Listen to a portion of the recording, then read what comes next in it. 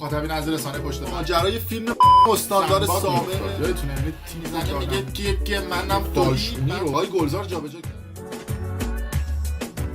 درود به مخاطبین عزیز، بنده امین فردین خوشحالم که به همراه تیمم بار دیگه با یک برنامه پشت پرده دیگه با شما هستیم. امیدوارم که هر کجای این کره خاکی که هستید حال دلتون خوب باشه. امروز براتون یه برنامه جالب و جذاب و جنجالی داریم در خصوص موضوعات کاملا بی ربط به هم دیگه و با ربط به هم دیگه و کلا بی ربط دیگه تهش میشه بی ربط.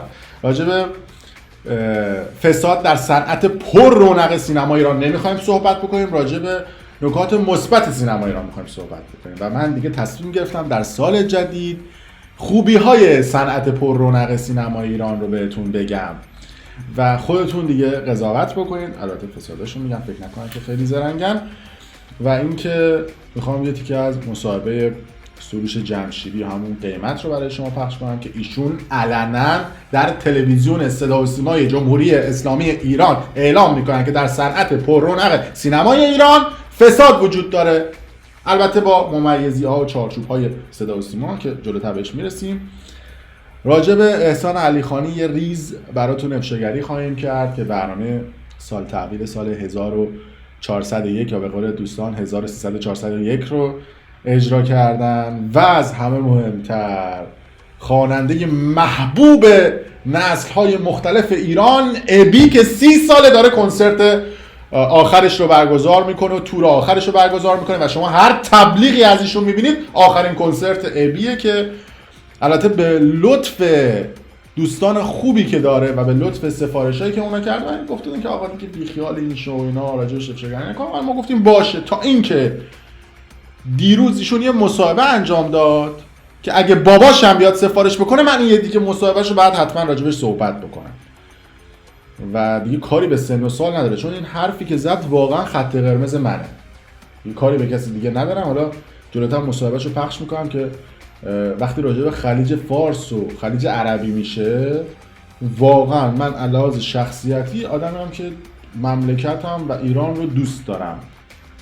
شاید یه سری آدم هایی که تو اون مملکت دارن مدیریت میکنن یه سری کارا میکنن اما خاکم و وطنم همه دوست دارن. اون افغانستانی ها تانیه افغانستان رو دوست داره، اون آلمانی آلمان رو دوست داره، اون انگلیسی انگلیس رو دوست داره. هر کشوری آدمهاش کشورشون رو دوست دارن. ولی وقتی آقای ایبی میاد در یک مصاحبهش یک صحبتی رو انجام میده که خیلی شیک و مجلسی، دیگه خودش علنا داره اعلام میکنه که کاسبه نه هنرمند.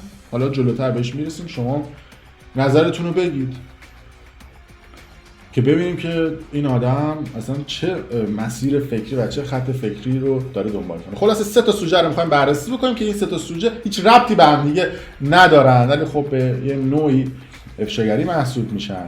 بریم یه بوله ببینیم. بیایم کانال ما رو اگر دوست داشتید، حال کردید، خوشتون اومد، سابسکرایب کنید، لایک کنید، برای دوستان خودتون به اشتراک بذارید. البته دیدن این ویدیو شدیداً به طرفداران ابی و طرفداران سینه چاکش پیشنهاد نمیشه. خواهشاً دیدید بعد ما رو فوش ندید. برید همین الان ویدیو رو نبینید، چون می‌خوایم این صحبتو بکنیم که شاید حال نکنید و منم اصلاً برام مهم نیست. طرف بوته، خداست، اسطوره است، هر چی که هست مهم نیست. من واقعیت راجع به آدم‌ها و اشخاص میگم. بگو اصلا طرف 500 سال سابقه کاری داره و 200 سال از منم بزرگتره.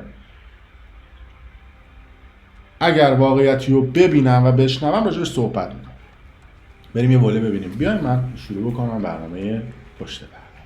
بعضی وقتا میشینم فکر میکنم که چرا من یه چیزایی از اینا میدونم که خودشونم نمیدونن. الو بله. پس تا فردا قرار اسهال بگیره خبر نداره.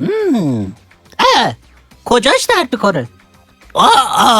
اوکی آقا، حله. شما تا ما رو سابسکرایب میکنید بعد چند تا افشای پشم ریزونه دیگه براتون آماده میکنم. بله، امیدوارم که کانال پشت پرده رو سابسکرایب کرده باشید.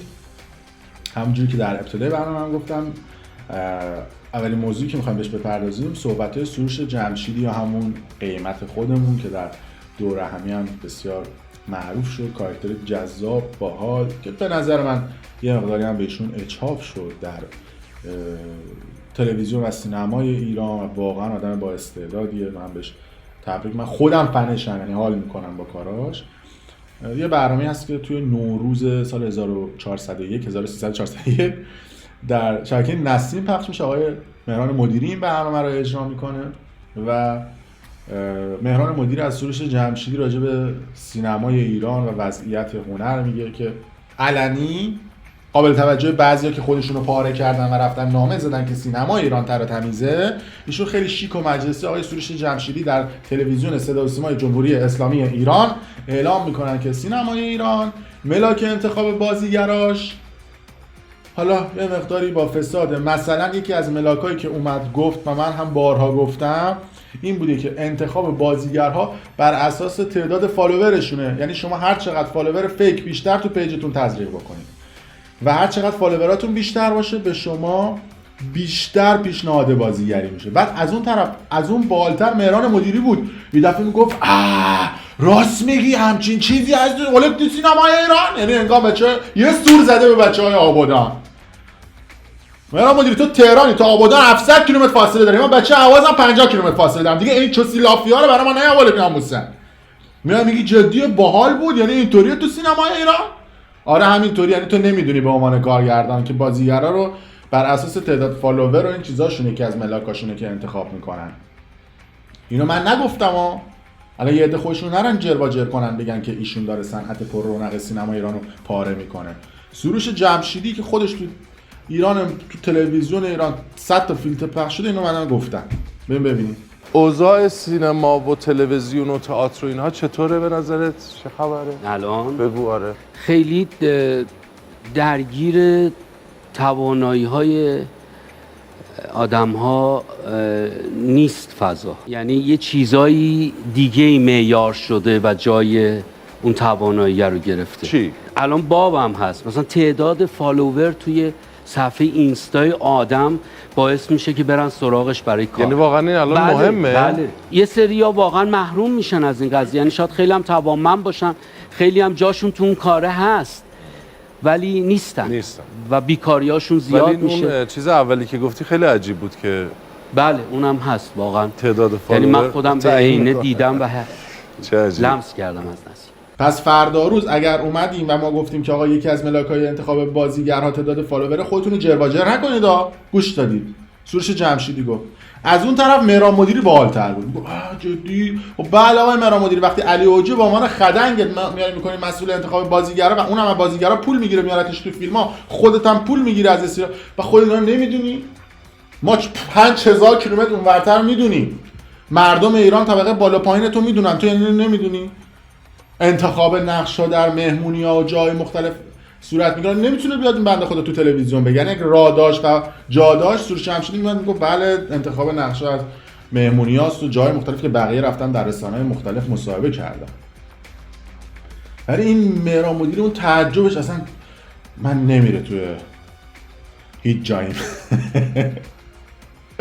این از مهران مدیری. یه نکته هم بگم، چند وقت پیش من اومدم یه دونه از این خواننده‌ها رو دیسک راجعش صحبت کردم که اینا چسناله میخوندن، اینم باحال بود. بعد دیدم که این خواننده رفته یه دونه آهنگ خونده، بعد تو اون آهنگش اصطلاحاً ما رو دیست کرده، دیس بشقاب اینا، نه دیس. بعد 7 بار گوش دادم نفهمیدم چی میگه، اینجوری میخوند یعنی انقدر این آهنگو وحش داده بیداده خونده بود من نفهمیدم. بعد دیدم یکم پیجا این تکستش رو زیرنویس کرد، بعد زیرنویس کرد اینو داره میخونه دیگه. اصلا گفتم که چی رو پخش بکنم بعدا معرفتر میشه. خواستم تجربه شد، خواستید ما رو دیست بکنید، با آرامش بیشتری دیست کنید خودم بفهمم به عنوان کسی که داره دیستم دیگه وای به حال مردم. تو پرانتز اینجا گفتم که جای دوری نره. اما برنامه‌های سال تحویل صدا و سیمای ایران هم باحال بود. یعنی مهمونایی که دعوت میکردن تو صدا و سیما انقدر بازیگرا رو ممنوع الکار و ممنوع التصویر کردن، مونده 10-12 تا بازیگر. اینا صبح که بلند میشدن یعنی یه 20 ساعت مونده بود به سال تحویل، از شبکه 1 بلندشون میکردن میبردنشون شبکه 2، از شبکه 2 بلندشون میکردن میبردنشون شبکه 3، بعد میبردن شبکه 5، بعد میبردن نسیم، بعد میبردن شبکه قرآن و جای مختلف. یعنی یه 20 تا از بازیگرا تایید صلاحیت شدن، از این شبکه میرفتن اون شبکه.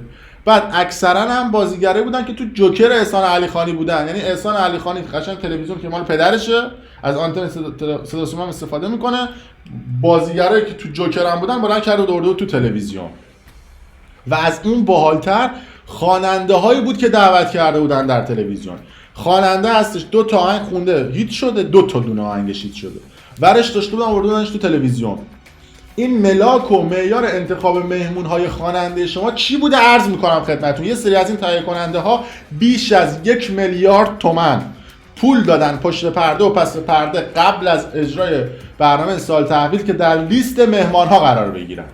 اون مسئول حراستی هم که اونجا هستش اسما رو میبینه دیگه، اون کاری نداره، میگه خب این مشکل شهری و امام انقلاب نداره، این تایید بیاد تو برنامه تلویزیونی. پشت پرده در روزهای قبل پول‌ها رد و بدل شده و تهیه کننده ها پول دادن به عوامل برنامه‌های سال تحویل که یکیشون احسان علیخانی باشه و این مهمانا رو دعوت کردن. وگرنه خواننده‌ای که تو اون مملکت 20 سال تلاش کرده، شاعر اون مملکت، کسایی که تو اون مملکت تو حوزه موسیقی فعالیت کردن تو این برنامه دعوت نمیشن. خواننده‌ای که 6 ماه پیش تازه 2 تا آهنگ داده میارن تو اون برنامه، از زلفت موها و موهای عاشق و عشق باید راغب کیکی بعد نمیارن. حالا اینا 2-3 سال دارن فعالیت میکنن. یعنی بعد ما تو اون مملکت یه شاعر درست حسابی نداریم، یه اندیشمند خوب نداریم، فقط باید خواننده بیاد. به خاطر اینکه خواننده پولسازه، از اون طرف پول میدن، میارنش تو برنامه صدا و سیما، یه هفته بعد کنسرتاش در کیش و قشم و تهران و برج میلاد و جاهای مختلف سولات میکنه، به خاطر اینکه آقای تهیه کننده پول رو پرداخت کرده.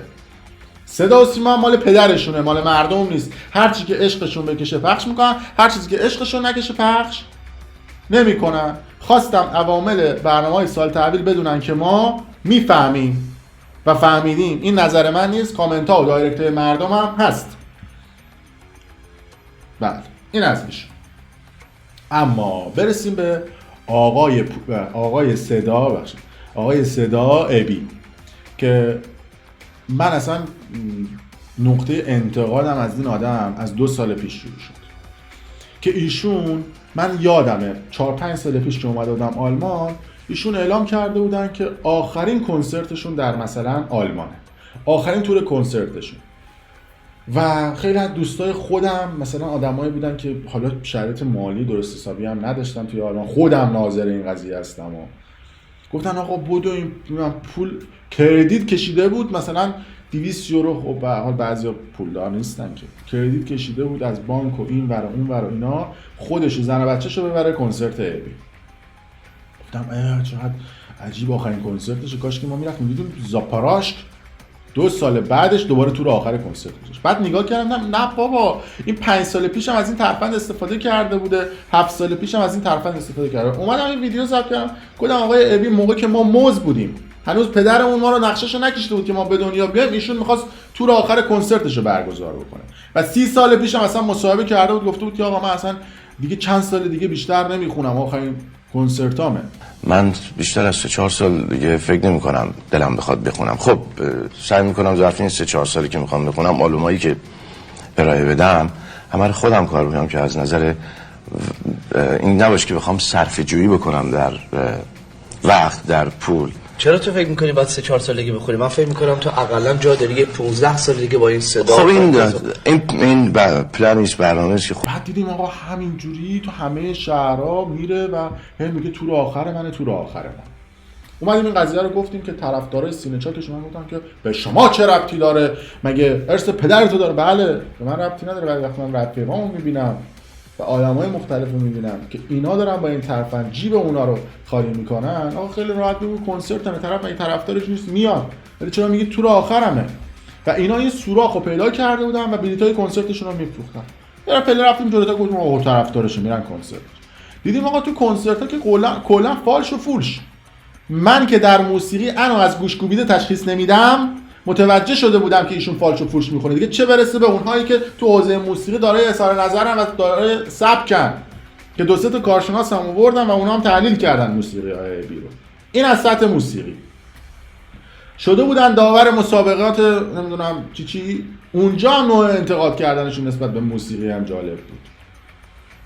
رفتیم جلوتر و یه انتقاد دیگه که کردم که آقا ایشون چرا توی عربستان و چرا توی امارات و چرا توی دبی آهنگ خلیج فارس رو نمیخونه. آقا من به عنوان یه شهروند ایرانی، به عنوان کسی که مدیا دارم، رسانه دارم، از یه شخصی که سلبریتی خواننده است، آقا حقم سوال میپرسم. ایشون میتونه تو در دیوار دایورت کنه، میتونه بگه بابا این خزوخیل چیه، میتونه بگه به من ربطی نداره و سوالمو میپرسم، خواست جواب بده، نخواست جواب نده. اومدیم گفتیم آقا ایشون چرا تو کشور عربی آهنگ خلیج فارس رو نمیخونه؟ کسی که میاد توی آلمان آهنگ آخرش خلیج فارس میخونه که من خودم رفته بودم و داد میزنه میگه خلیج ایران، داد میزنه ایران میکنه. خب چرا تو کشوری که باید این آهنگو بخونه نمیخونه؟ که حتی من یه بارم کامنت گذاشتم که اون کامنت من یادم 7-8000 تا لایک خورد. بعد مهشید زن آقای ابی زحمت کشیدن کامنت رو پاک کردن و من الان در پیج آقای ابی بلاکم. من پیجم بلاکه و نمیتونم. حالا هم این قضیه کار نداره. ایشون بالاخره بعد از این همه انتقادها و این صحبت‌ها که شد و کنسرت عربستان و جای مختلف و ما گفتیم که آقا ایشون برای مملکتش نمیخونه و اگر آهنگی رو میخونه میگه من وطن پرستم، نیست، چون جایی که بعد میخونده نخونده. مصاحبه کرد. مصاحبهش 2 نکته جالب داره، بریم گوش بدیم. تو بخش اول صحبتاش میاد میگه که من آدم سیاسی نیستم، خلیج فارس هم یک اختلافی بین ایران و امارات و من به خاطر اینکه آدم سیاسی نیستم این آهنگو نخوندم. بریم ببینیم مصاحبهشو. ببینید من یک خوانندم، من از سیاست گذارم، نه سیاسی هستم و این مسئله خلیج فارس هم یک ایشو سیاسی هست برای بین ایران، بین امارات و شاید چند کشور دیگه. من با عنوان هنرمند اجازه نمیدم به خودم که بخوام دخالت بکنم در این موضوع. بله. آقای ابی خیلی شیک و مجلسی مثلا میخواد سیاستمداران از زیر این سوال در بره و گفتش که چون من آدم سیاسی نبودم این آهنگو نخوندم. آقای ابی شما همین چند سال پیش خودت تو صدای آمریکا مصاحبه کردی و گفتی همین که من خارج از کشورم سیاسی حساب میشه. بعد شما تو رزومت 600,000 تا آهنگ سیاسی داری. اگر آدم سیاسی نیستی پس چرا آهنگ سیاسی خوندی؟